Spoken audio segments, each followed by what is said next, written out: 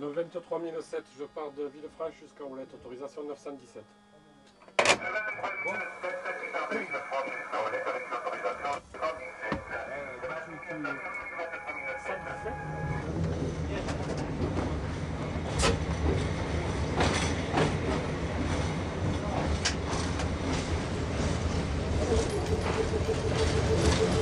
Ouais, j'allais te le dire. Hein. Attention. Allez.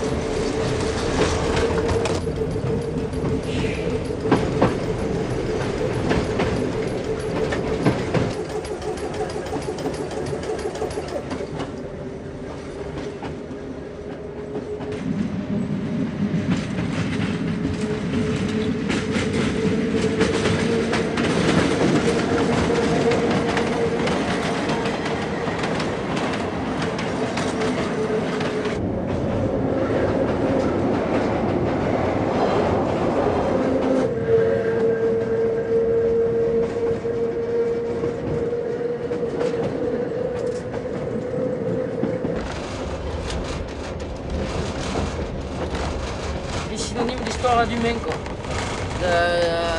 De lutte, enfin, de l'humain, hein, les joies, les peines, les combats, les victoires,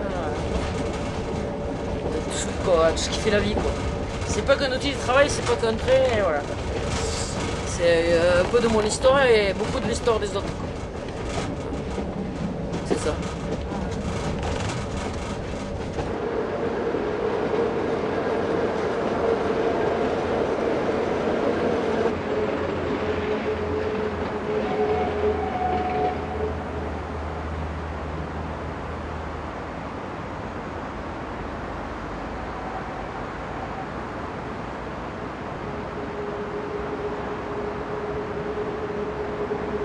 L'histoire en fait du train, elle a commencé en 1891. C'est deux mecs.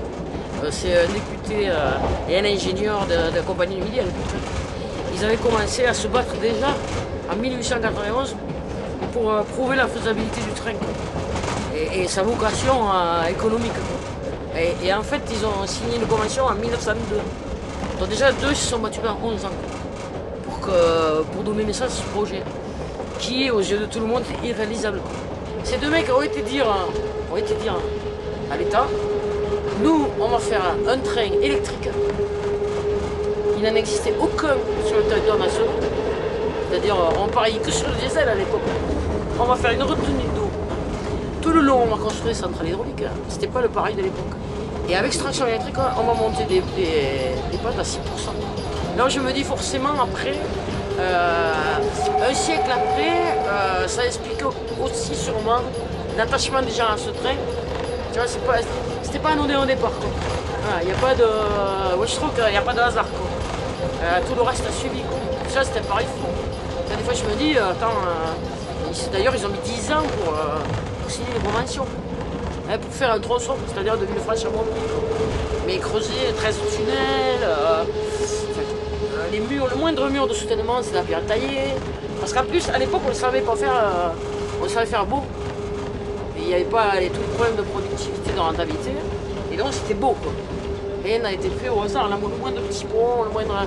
C'est forcément, architecturalement, c'est beau. Regarde, là, c'est tout de la pierre taillée. En fait, ça retient que de la terre, quoi.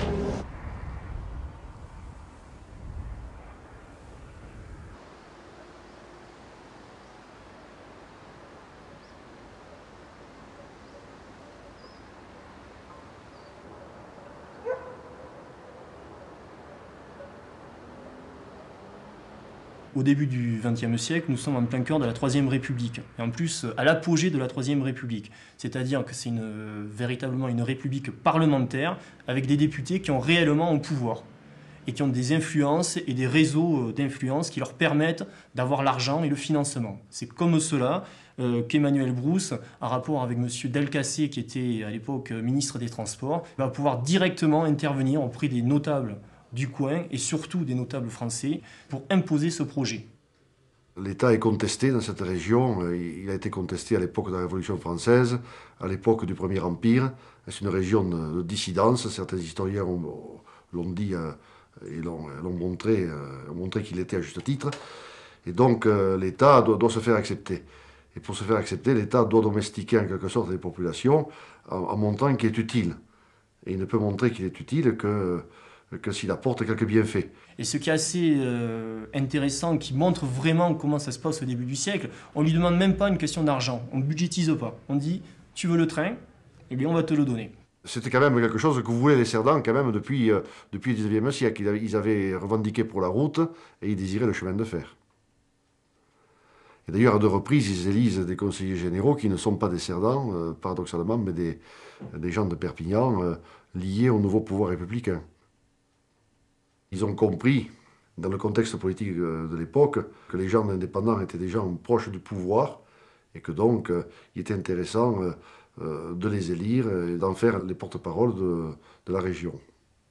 En 1898, ils élisent Emmanuel Brousse, qui est le fils d'un prote de l'Indépendant, devenu un des actionnaires de ce journal. C'est l'Indépendant qui va faire directement la publicité du train. C'est-à-dire que tous les jours, moi j'ai épluché tous les journaux du début du siècle, qui montrent que tous les jours, il y a un article sur le train. Emmanuel Brousse savait très bien qu'il fallait avoir de bons contacts localement avec la compagnie des chemins de fer du Midi. Et donc, il va se lier d'amitié avec les gens qui comptaient dans cette grande société. La compagnie du Midi, à ce moment-là, a des conceptions un peu particulières parmi les réseaux français. Elle essaye d'effectuer une concentration verticale, c'est-à-dire de contrôler à la fois les sources d'énergie en amont et de contrôler les activités qui sont en aval. Et donc la construction de la ligne de Cerdagne va lui permettre de réaliser à la fois la construction du chemin de fer, la maîtrise de la source d'énergie et ensuite des activités en aval, c'est-à-dire par exemple le tourisme en ce qui la concerne.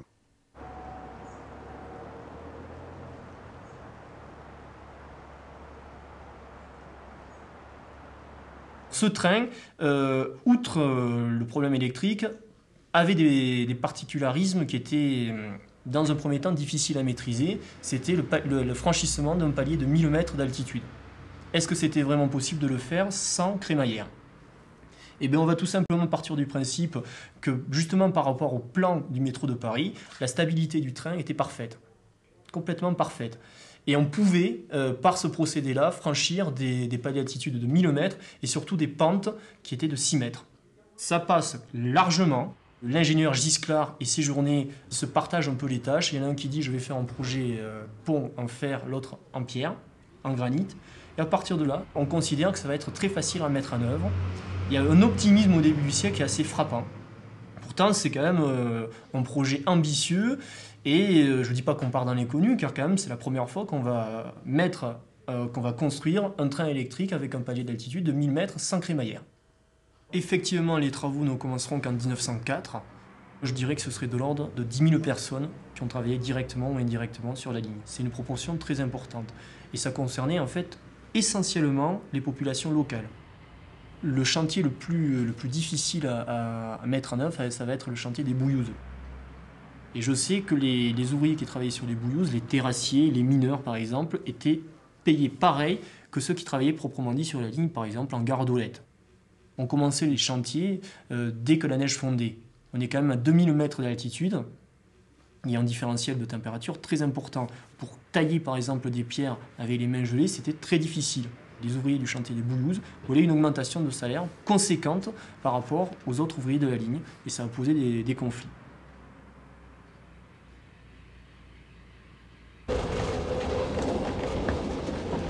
Bon déjà voilà, alors sa naissance déjà elle est quand même assez particulière dans le contexte. Donc forcément après son histoire, ça ne peut être qu'à coup de passion. Alors des passions pour le maintenir et des passions pour le fermer. C'était des idéaux qui s'affrontaient quoi, avant d'être que des hommes et que c'était forcément passionné. Le débat était passionné. Et quand le débat est toujours passionné, eh bien, il engendre forcément des luttes à un haut niveau.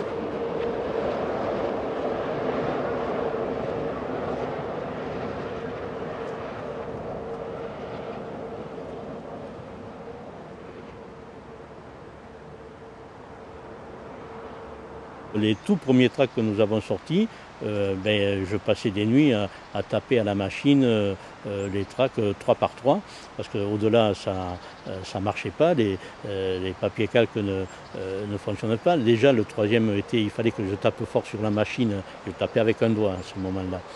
D'ailleurs depuis j'ai pas beaucoup évolué. Mais en tapant avec un doigt et très fort, il fallait toute une nuit pour arriver à taper 150 tracts qui étaient distribués le lendemain.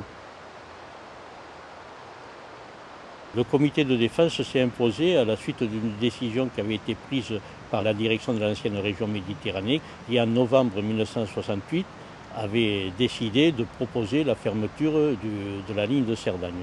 Donc nous, dès que nous avons eu connaissance de ce processus, dès le début de 1969, nous avons créé toutes les conditions pour que l'action se déroule afin de sauver cette ligne qui nous paraissait vitale pour l'économie de la région. Et à partir de là, nous avons entamé des actions d'abord au niveau des cheminots pour les convaincre qu'il y avait un réel danger et donc il fallait se battre pour sauver cette ligne, et ensuite au niveau de la population. D'autres intervenants essayaient de calmer le jeu en disant qu'il n'y avait pas de réel danger sur la ligne de Cerdagne, alors que le processus, lui, suivait son cours. On sentait bien que le danger était là. D'ailleurs, un certain nombre de lignes, une soixantaine de lignes, étaient proposées à la fermeture à cette époque-là, et la plupart sont actuellement fermées. Un premier épisode de la mise à exécution de ces menaces, ça a été la suppression du trafic marchandises, de fret, comme on dit maintenant, en 1974. Et donc ici, il y a eu une grande mobilisation à Villefranche, et je me souviens d'être venu voir ce qui se passait et d'avoir soutenu effectivement cette lutte à ce moment-là. On exploitait des trains mixtes voyageurs-marchandises, et aux trains de voyageurs étaient associés des wagons, et on transportait pratiquement tous les matériaux de construction, tous les différents matériaux, tous les différents besoins que l'on avait en semences, en blé, en pommes de terre, en cônes de pain, de la sécherie domaniale qu'il y a en face, et les animaux qui venaient en estive dans le pays, donc venaient en train, notamment les moutons. Et la gare de Villefranche devient une gare de transbordement de minerais. Il y avait même un système automatique de basculement des wagons transportant les minerais dans la voie étroite. Ils basculaient directement un basculateur automatique vers les wagons en voie normale, ce qui évitait de transborder cette matière première à la pelle.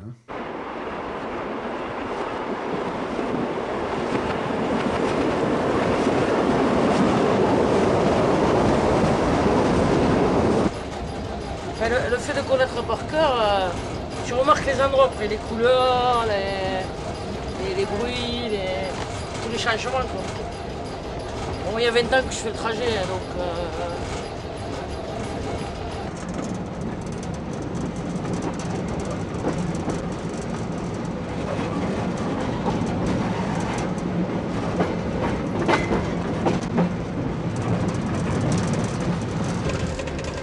C'est le rêve de 9 garçons sur 10 de conduire un jour le trajet de la région du Bras. Donc voilà, c'est l'un de mes souhaits. Ça s'est réalisé, c'est parfait. Je suis né avec franchement. J'ai toujours côtoyé le train, quoi. Et les cheminots. Donc je suis rentré en 81 en Narbonne comme contrôleur de train. Et après, j'ai demandé ma mutation. J'ai commencé à participer à tout le combat pour la sauvegarde du train. Et j'ai demandé ma mutation en 86. Mutation qui était liée déjà aux luttes du train et à mon intérêt pour ce train.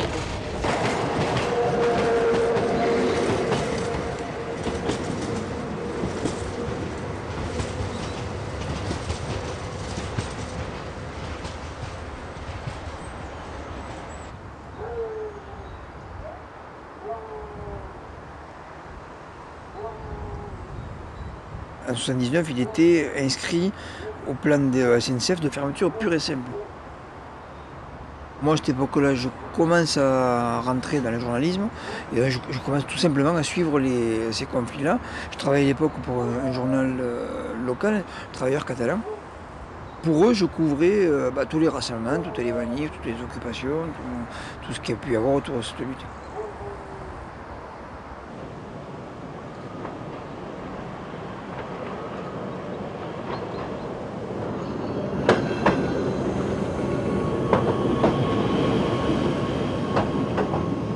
Les gens que je photographie ne sont pas forcément les cheminots qu'on voit le plus. Ce qu'on voit le plus, c'est les conducteurs, les contrôleurs, bien sûr. Mais je m'attache aussi aux gens qu'on ne voit jamais, aux gens qui sont sur le bord de la voie, qui poussent du ballast avec un râteau au bord de la voie, ceux qui dégèlent les aiguilles à 4 h du matin pour que le train puisse rouler à 6. Les gens qui sont à l'atelier, dont les gestes sont souvent infimes, qui liment un truc, qui soudent 2 morceaux de ferraille. On dirait que c'est pas grand chose, et en fait sans eux le train ne roulerait pas. Et ce qui m'a toujours fasciné dans cette entreprise, la SNCF, je sais pas si ça va durer très longtemps d'ailleurs, mais le gars qui n'est pas en roulant, qui est mécanicien d'entretien, ou qui travaille au bord de la voie, il est conscient, toujours, dans le moindre de ses gestes, qu'il concourt à la sécurité des voyageurs et des cheminots, à la régularité du train. Il a une parcelle de travail qui paraît infime dans la chaîne qui fait rouler le train, et il en est pleinement conscient, et il est obsédé par la sécurité, par tout ça.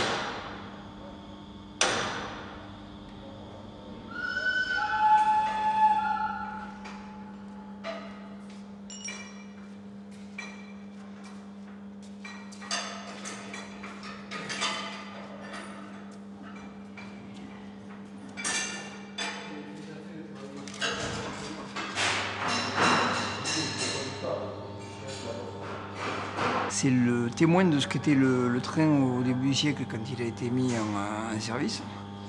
Et c'est des rames qui ont 100 ans. Il y a une espèce de métaphore dans ce train, c'est que c'est quand même le matériel le plus ancien, le plus vieux, le plus vétuste, qui permet au train de rouler quand il y a des grosses chutes de neige, et c'est ce matériel-là qui va dégager les rames plus récentes, y compris celles qui viennent d'être mises en service, dont on ne connaît pas encore le comportement l'hiver, qui n'a pas été testé. Cette rame, elle a tout vu. Elle a vu la création de la ligne, elle a vu l'apogée de la ligne, elle a vu son déclin, elle a vu sa fermeture programmée. Et aujourd'hui, elle voit sa survie un peu compliquée, un peu aléatoire, mais ça survit quand même. J'aime bien cette rame.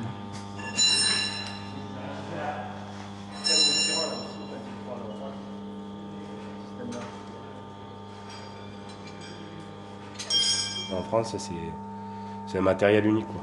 Donc, il n'y a pas réellement de formation pour ce type de matériel.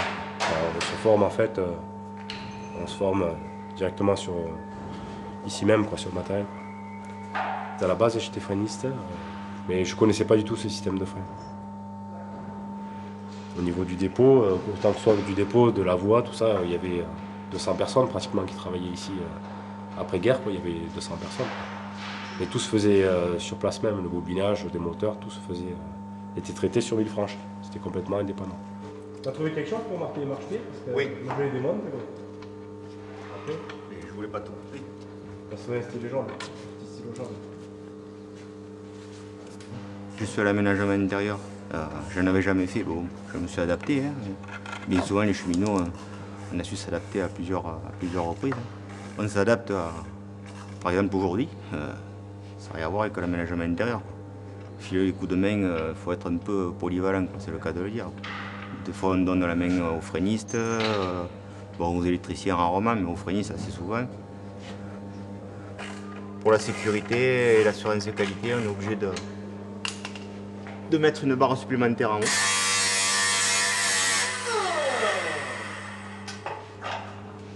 Les portes ont été changées. Il y avait des portes en fer forgé qui étaient magnifiques. Et ils ont pondu des portes qui sont mises là. Elles sont toutes plates, ça ressemble à rien. Ils auraient pu faire garder la ferronnerie, la mettre devant la porte, ça aurait été joli, c'était super.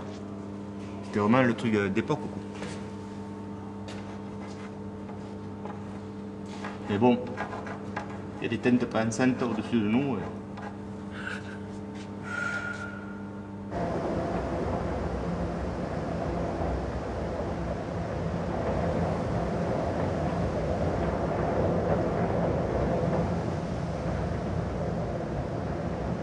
À partir de 1930 jusqu'à la Deuxième Guerre mondiale et à partir de 1950 jusqu'au début des années 70, c'est la période la plus faste pour le train. C'est-à-dire qu'entre 1933 et 1937, ça va être les meilleures années d'un point de vue du chiffre d'exploitation de la ligne de chemin de fer. on arrive quasiment à l'équilibre, sans faire d'excédent.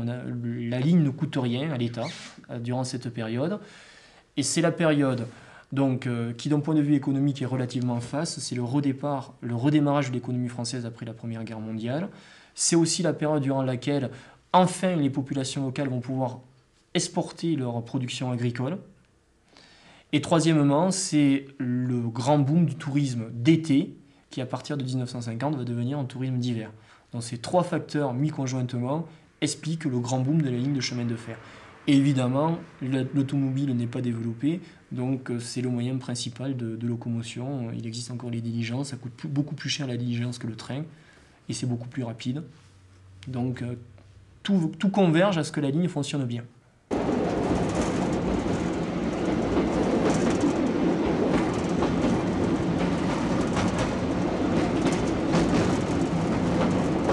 Jusqu'en 80, il y avait la volonté de fermer cette ligne sans que la région intervienne.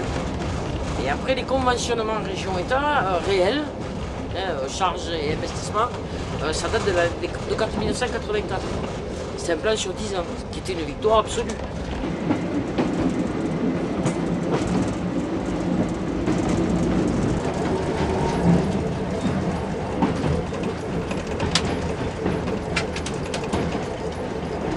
Les services publics dépendent tous des régions. Les régions financent toujours maintenant les BTT, donc c'est rentré un peu dans les mœurs. À l'époque, nous, on se refusait à ça. Quoi. Le départ, c'était à la SNCF d'apporter au public les mêmes tarifs et les mêmes possibilités pour que les gens puissent s'acheminer d'un bout à l'autre d'un département. Pour ça, c'était national. Quoi. Voilà quoi. Donc après, il y a des volontés politiques, c'est sûr. C'est sûr que Jacques Blanc, en 1985, a eu, avec l'accord de la direction régionale, malgré la convention de 1984, est revenu sur cette convention un an après, en disant donc finalement, ce qu'on a dit l'an dernier, c'est fini. Et oui, on va privatiser, et oui, on va supprimer les emplois, on va démantibuler toutes les voies.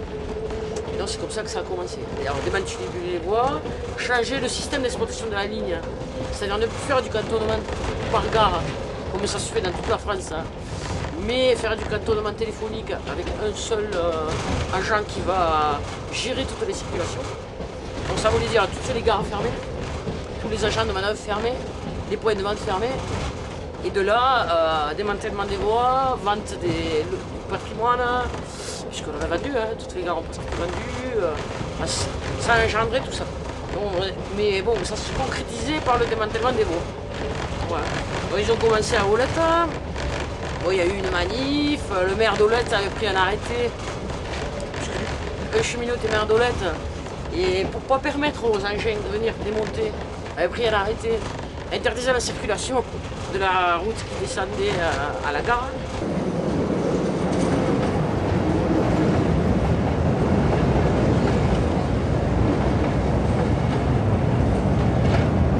Chaque lundi, la SNCF organisait un chantier, tantôt à Bormadame, tantôt à Sayagouz, tantôt à Font-Romeu, tantôt à Montlouis ou à Aulette ou à Fontpédrouse.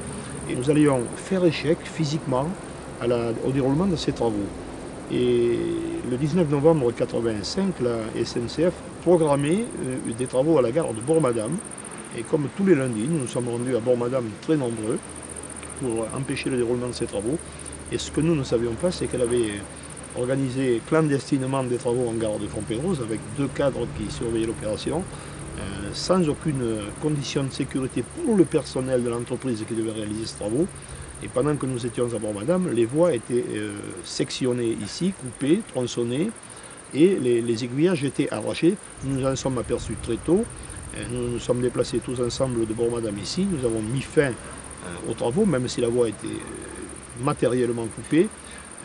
Nous avons donc demandé des négociations et là ça a duré plusieurs heures la discussion avec notre directeur de région et nous avons été accusés de séquestration de cadres et toute la grande affaire du cheminot de Cerdagne est partie de ce jour-là. La presse s'est fait l'écho. Le 19 novembre. Oui, c'était le 19 puisque c'est le jour où c'était le 20. ils sont venus arracher les rails sous la protection de la... Non, il n'y avait pas la police, une entreprise privée dirigée par 2 cadres de la SNCF. D'ailleurs, on voit bien le rail enlevé et tout, là, hein, sur la photo. Et donc, on est intervenu, on a fait arrêter les travaux. Et à partir de là, ils nous ont dit qu'on avait séquestré des cadres, enfin, tout un tremblement, quoi. Et donc, là, ils ont commencé à nous sanctionner derrière. Je suis arrivé ici en 1969 dans ce village et le maire était déjà un cheminot qui travaillait aux usines hydroélectriques. Et il m'a proposé de lui succéder, je n'avais que 22 ans. Et donc j'ai été maire de Fontpédrouse presque aussitôt après mon arrivée ici et cheminot puisque j'étais chef de gare ici. D'ailleurs la plupart des cheminots de cette ligne étaient élus dans les mairies de toute la ligne du train jaune.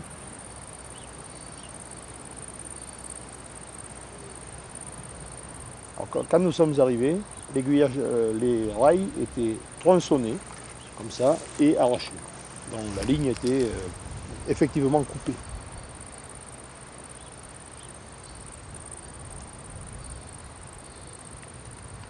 Alors, il y avait pas mal d'habitants du village qui étaient là avec nous et qui sont restés toute la journée dans la gare avec nous. Nous demandions aux cadres de partir, parce que leur rôle n'était vraiment pas déterminant. Nous savions que ce n'était pas avec eux qu'il fallait discuter. Donc nous leur demandions de partir, mais ce que nous ne savions pas à ce moment-là, c'est qu'ils avaient ordre de rester et de se déclarer séquestrés.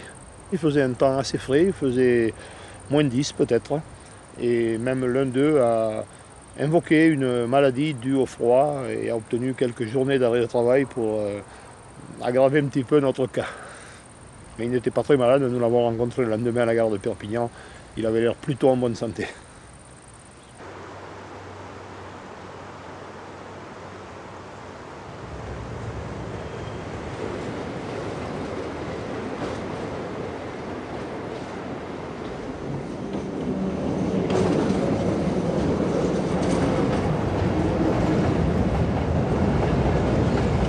Et de d'où l'histoire est partie, séquestration conseil de discipline.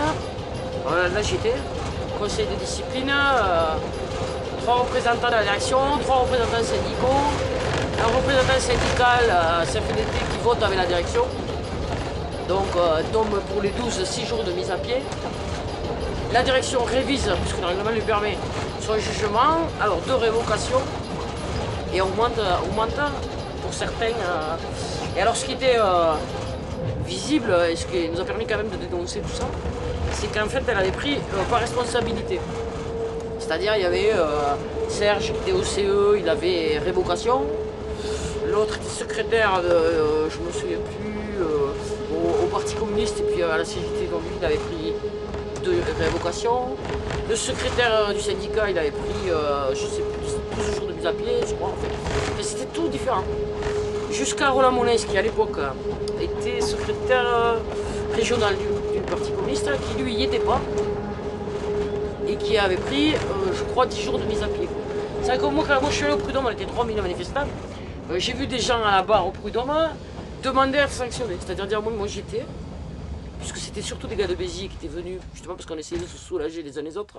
Moi j'y étais et j'ai pas été sanctionné, quoi. Par contre, j'en ai vu arriver à la barre en disant ben, moi j'y étais pas et j'ai été sanctionné.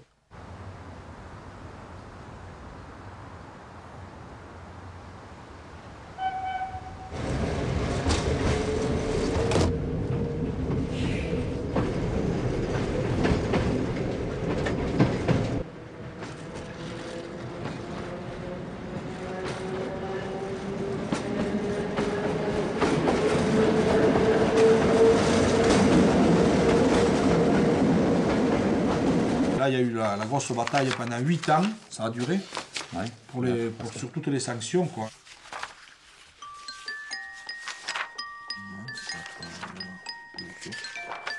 Il y a eu un rapport de force, la population aussi était dans le coup, enfin, c'était au mois de février 86, il y avait plus de 3000 manifestants devant la direction régionale. Le conseil de discipline a voté les révocations à 17 h, le soir à 20 h. Toute la région Languedoc-Roussillon était en grève. Et la grève s'est étendue dans la nuit à Marseille, Toulouse, jusqu'à Brive et Bordeaux. Et le lendemain soir, il y avait tout le sud de la France qui était en grève, quoi, parce que tout le monde était dans le coup, tout le monde était informé de ce qui se passait. Et c'était intolérable, quoi. était obligé de reculer sur les révocations. Mais on a été sanctionnés. Donc tous les deux, nous, on a été déplacés en Lozère, loin de notre famille. Par raison disciplinaire. Pour raison disciplinaire. Et puis les autres camarades, eux, ils ont eu des jours de mise à pied, jusqu'à 6 jours de mise à pied. Avec surtout le dernier avertissement. On avait tous un dernier avertissement, c'est-à-dire que si on bougeait, on était foutus dehors de la SNCF. Quoi.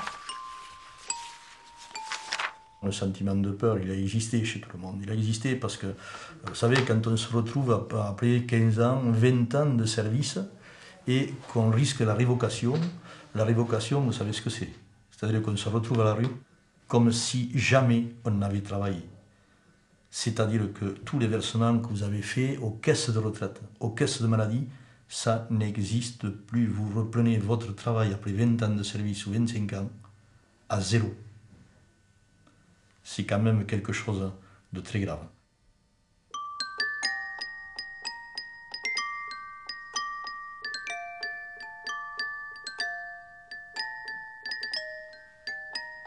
J'ai une pile de convocations au tribunal qui est énorme. J'avais dit qu'avec toutes ces convocations, on pouvait tapisser 3 murs de ma chambre.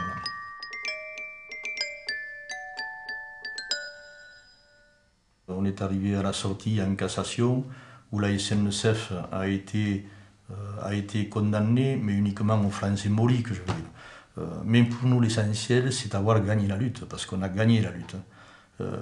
C'était pas d'attaquer les hommes, y compris ce qu'on avait en face, c'était que la SNCF soit déboutée et qu'on gagne notre procès, même au bout de 7 ans. Et on fait la fête, voilà, le 18 septembre 1993, quand ils nous ont réintégré à notre poste. Voilà. Et donc là, on a sorti un appel.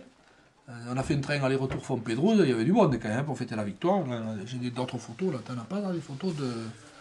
Les événements de 85 ont eu deux effets, c'est-à-dire l'effet néfaste, c'est que quand même ça cristallisait les luttes. Et on n'en parlait plus que de ça. Pas forcément du train jaune et des vrais problèmes. Mais l'effet bénéfique, c'est qu'à partir de 86, ça a mobilisé nationalement. C'est là que ça. Quand les cheminots ont été tenaces, ont continué la lutte après 85, après les révocations, là, ça a dit aux cheminots, attention, quand vous allez lutter pour des emplois, pour un dépôt, ça peut arriver.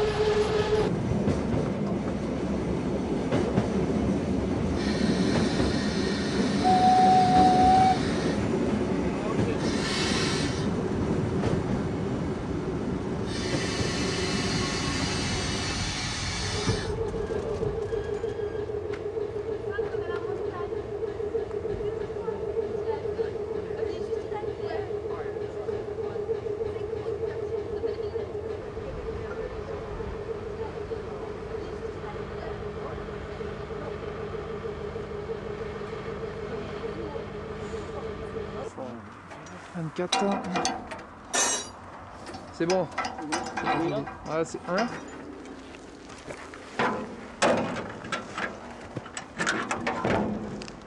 Je le baisse.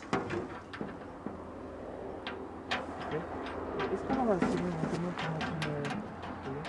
peu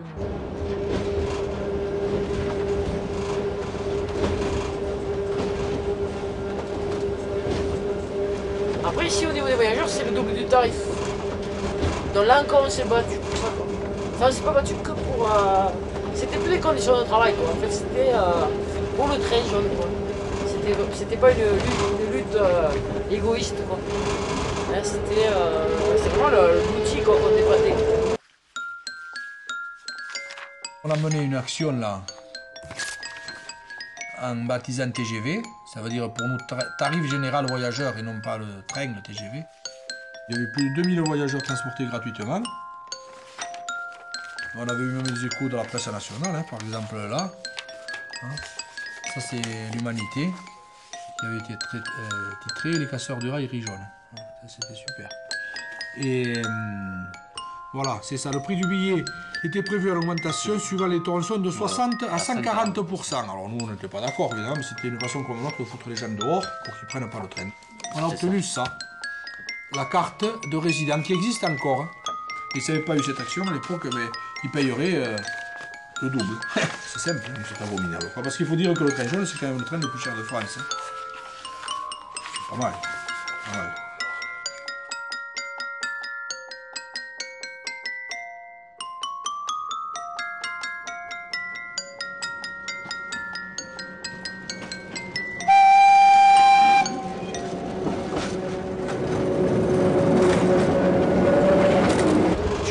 Qu'encore aujourd'hui, on mobiliserait les gens s'il y avait une tentative de privatisation, une tentative... Les gens, depuis ces luttes-là, me surveillent.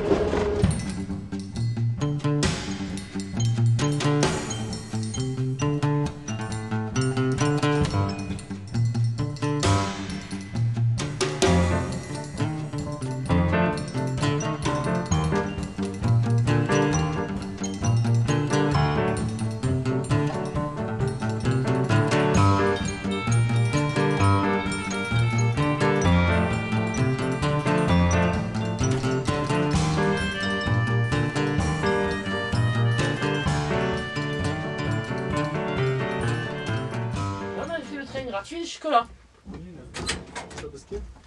Et bien on va rester un quart d'heure là.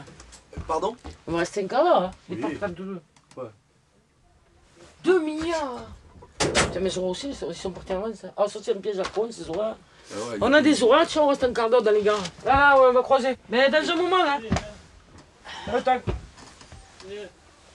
Ciao. Prendre des gens en otage, c'est pas issu des gens, quoi. C'est la direction qui avait lancé, avec Juppé d'ailleurs, qui avait lancé ce slogan en 95, quoi. Et depuis chaque grève, on prend les gens en otage. Mais c'est un slogan politique. C'est un slogan qui vient pas de la société. C'est un slogan qui vient des politiques, quoi. Voilà, comme beaucoup de slogans. Mais bon, les gens ils se sont pris en otage tout autant qu'on les a pris en otage, quoi. Et celui qui les prend en otage, c'est pas que celui qui fait grève, c'est bien celui qui ne leur a pas dit qu'il y avait grève, quoi. Et qui n'a aucun intérêt à leur expliquer pourquoi, en plus.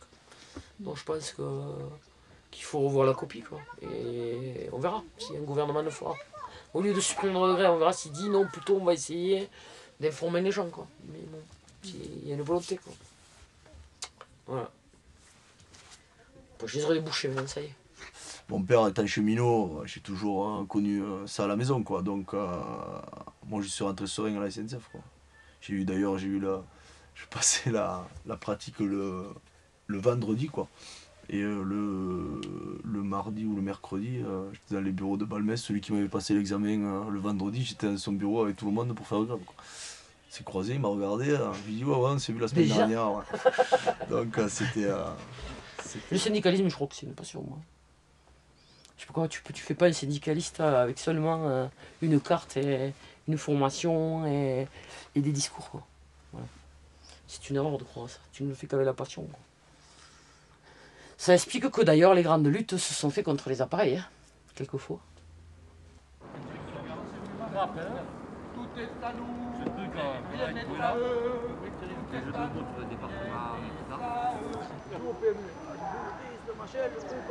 Ma mère était chef de gare à Océja quand je suis né, quasiment, ou un an après.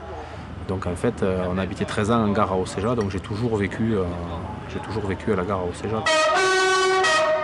J'ai commencé par vendre des billets saisonniers l'été pour gagner un peu de sous. Et puis je suis rentré conducteur un peu par hasard. C'est vrai que conducteur, c'est toujours un rêve de petit, hein. En plus, j'avais la possibilité d'être rentré au pays.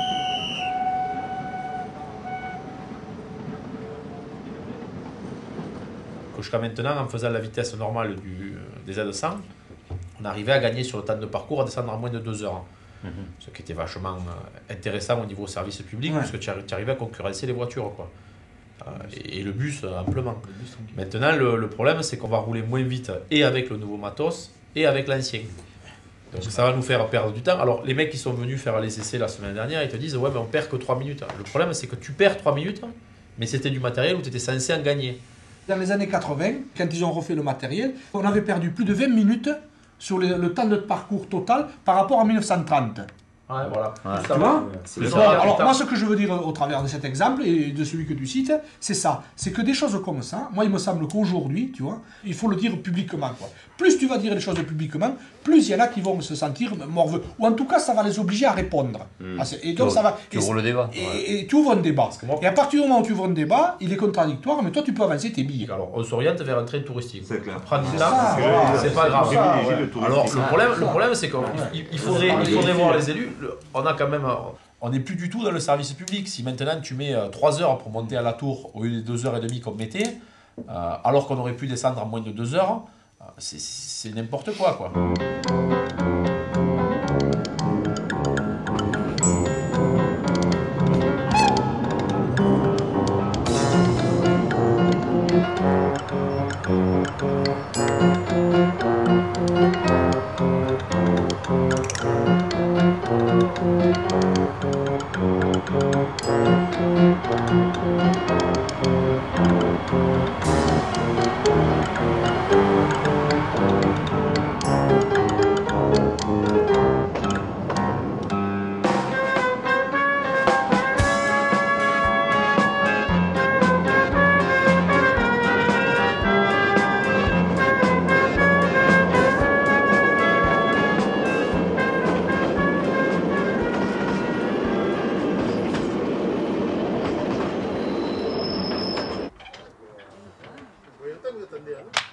On y va. Anem. A casa, no? Anem a Font Romeu, però. Font Romeu? Sí. Menys mal. Barcelona não, né?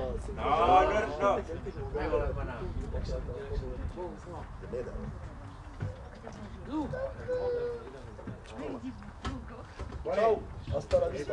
Ciao.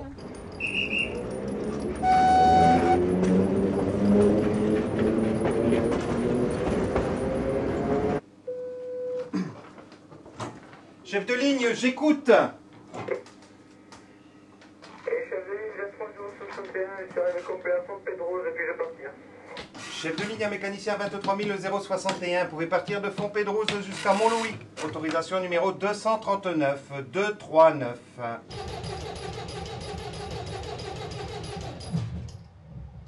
Il n'y avait que les cheminots qui parlaient de service public, d'unicité, d'égalité devant le transport et ainsi de suite, quoi. Eux, ils s'en étaient éloignés. Et je dirais presque qu'ils y sont arrivés, quoi. Parce que dans la tête de la plupart des cheminots, des jeunes, je parle, c'est un train touristique. Ça, c'est une idée qui est rentrée. Elle a mis 20 ans, mais elle est rentrée dans l'esprit des gens. Mais pourquoi il faut ce train, il n'y a personne dedans? Non mais attends, il n'existe pas, parce qu'il y a quelqu'un qui peut le prendre.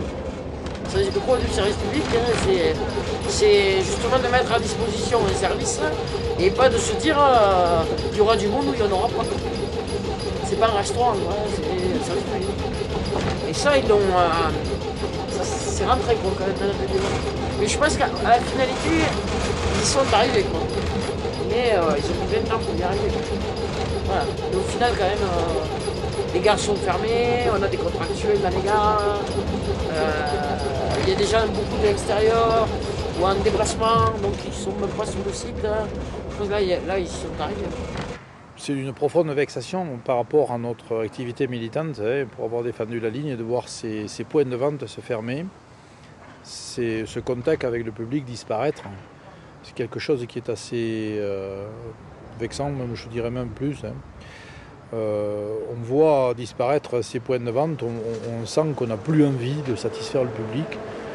Et ça, c'est un des reproches que je fais donc, au gestionnaire de la ligne, la SNCF, qui fait disparaître ces points de contact et qui, au lieu d'améliorer sa rentabilité, je pense la dégrade.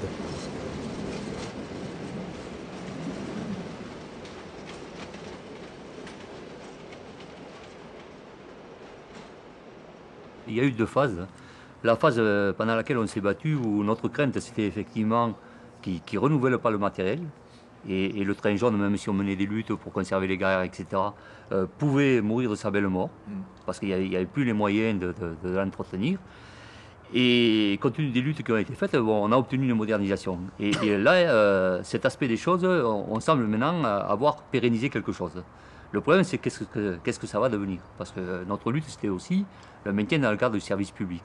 Et aujourd'hui, quand on voit les orientations, y compris européennes, et les dictats qui se font au niveau des gouvernements par rapport au service public, avec cette pression qu'il y a, privatisation, etc., on peut se poser la question, le plus grand danger qui menace aujourd'hui, je crois que c'est effectivement soit une utilisation uniquement touristique de ce train jaune, c'est-à-dire on bannit la notion de service public, soit carrément, au bout du compte, une privatisation.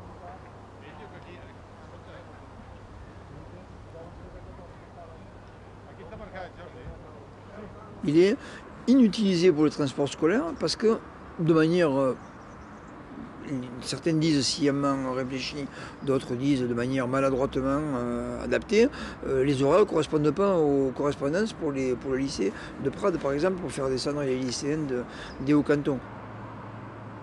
On pourrait peut-être essayer de faire des horaires différents pour, ne serait-ce que l'hiver, pouvoir amener les gens de Perpignan sur les pistes de ski. Là, pour l'instant, on a une offre qui n'est pas du tout adaptée à cette spécificité de la région. On a proposé des changements d'horaire afin de s'adapter, mais c'est très difficile à faire bouger la machine SNCF, quoi.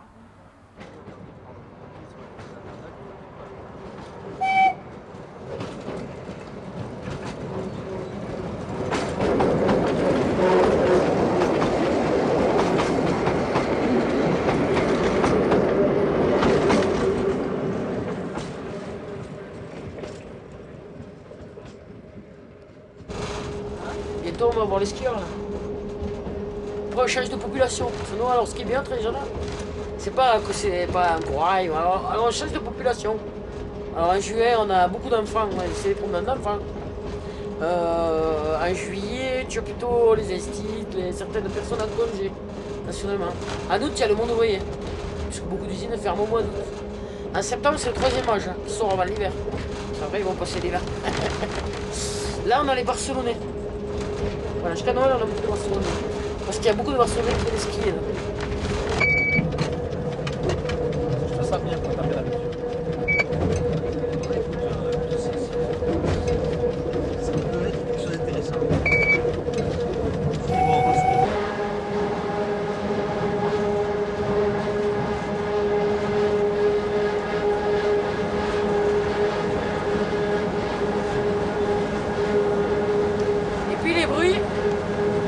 C'est marrant, il y a pas, je dis toujours aux jeunes là, il n'y a pas que le paysage, il y a les bruits.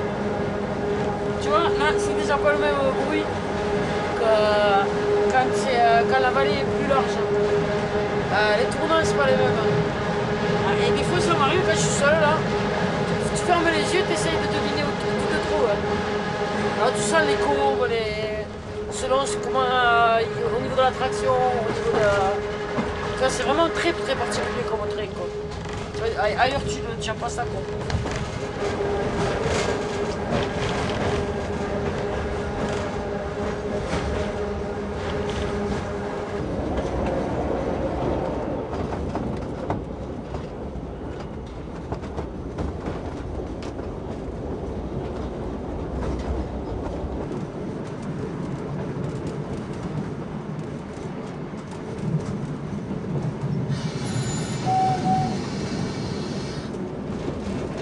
Il y a des générations entières qui ont pris le train jaune. Moi je l'ai pris bébé. Parce qu'en fait quand j'étais bébé, mes parents ils avaient un resto, alors entre midi et deux, il y avait du monde, ma mère ne pouvait pas s'occuper de moi. Alors elle m'a emmené à la gare, le gars de la gare me gardait avec les fraîches, il me mettait dans un train, le contrôleur me prenait, bébé, il me prenait. Et au croisement à Fontpédrouse au Montlouis, il me mettait à l'autre, qui me redescendait. J'avais un an. Non, je pense quand même tu as toujours l'œil dessus quoi. Après, tu peux pas renier toute ta vie, quoi. Tu peux pas dire j'ai été ça, et puis maintenant, je fais tous les merdes. C'est impossible. Impossible. Je pense pas que tu puisses dire je m'en vais en train, clac, c'est fini, ben voilà, quoi. Cassouli, là, qui est conseiller général, il a encore pris de train il y a une semaine, hein, avec sa petite fille.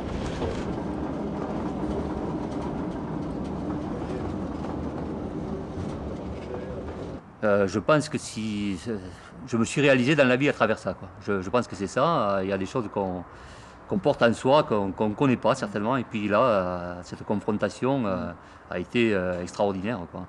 Et je pense que je me suis réalisé. J'étais quelqu'un de très timide, et puis là, j'ai trouvé toute ma plénitude à travers ce combat, quoi. Bon, c'est peut-être particulier aux luttes qui se sont développées ici, mais je veux dire, moi j'ai eu l'impression d'avoir vécu à 100 à l'heure toute ma vie. C'est-à-dire, il y avait toujours quelque chose à faire, toujours quelque chose.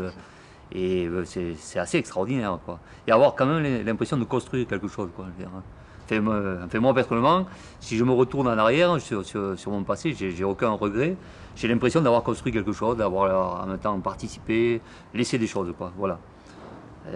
Et ça, c'est fabuleux. Là, maintenant qu'on est à la retraite, ça permet un peu de prendre un peu de recul, parce qu'on ne vit pas sur le même rythme qu'auparavant. Mais c'est vrai que ça a été extraordinaire. On voit un peu. Là, voilà, là où on le voit le mieux, c'est là. Voilà.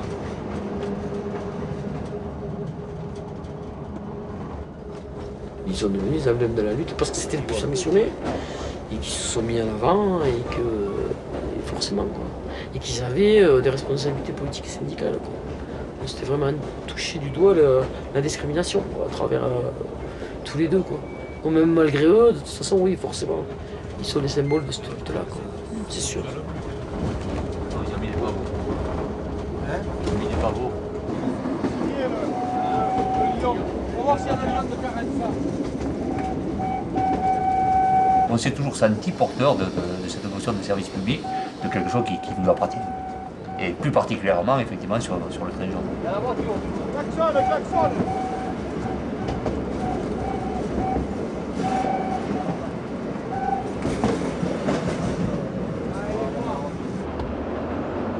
C'était un conflit vraiment politique. C'était un conflit sur la manière de vivre les choix de société.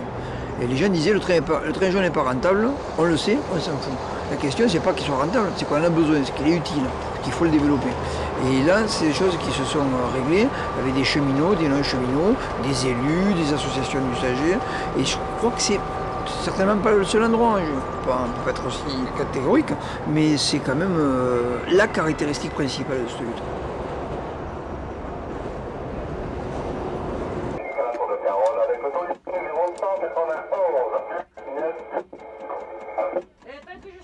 Allez, le 23 015 va partir de Bourg-Madame jusqu'à la Tour de Carole, en Vetch, terminus de son train, avec le numéro d'autorisation 191 1191. Allez, on coupe des chiolettes. Konbolgis, Nina, Konbolgis. Une coupe de chiolettes. Allez, moi. Allez, Nem. Allez, au revoir. Au revoir.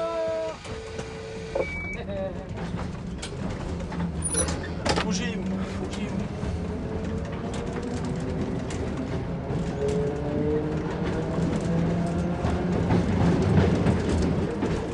Oula, oui, c'est un fort, hein. C'est un grand 8, je ne. Je t'aime. Youhou. Oh, il n'y a pas grand monde, hein, t'as vu? Oh, regarde ça. La chenille. La chenille. Le grand 8 des petits. Oh, oh, oh, oh, oh. C'est pas moi, c'est la moi. On aime tellement ça. Être bousculé, avoir du bruit, les oreilles bouchées, et mal au crâne et au dos, qu'on se dit non, non. Que du bonheur. Que du bonheur. Vous l'avez dit quand on était je me régale. que du bonheur. Que du bonheur. Enfin bon, ils me l'ont pas dit. Hein. Ah, ouais, moi ils ont essayé, mais là. Ah, moi non, pas du tout. Même le gars, je sais pas si c'est parce que c'était la première fois, mais quand je suis rentré, il m'a dit, vous savez, c'est un métier difficile. Gna, gna, gna, gna, gna.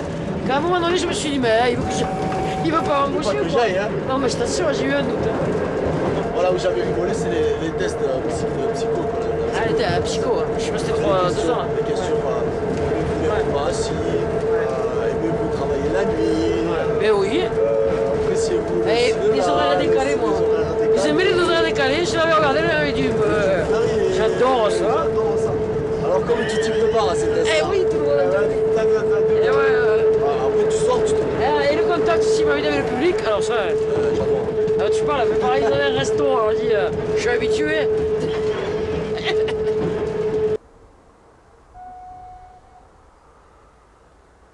Au niveau du sommeil aussi, il m'avait demandé, moi. Ah ouais.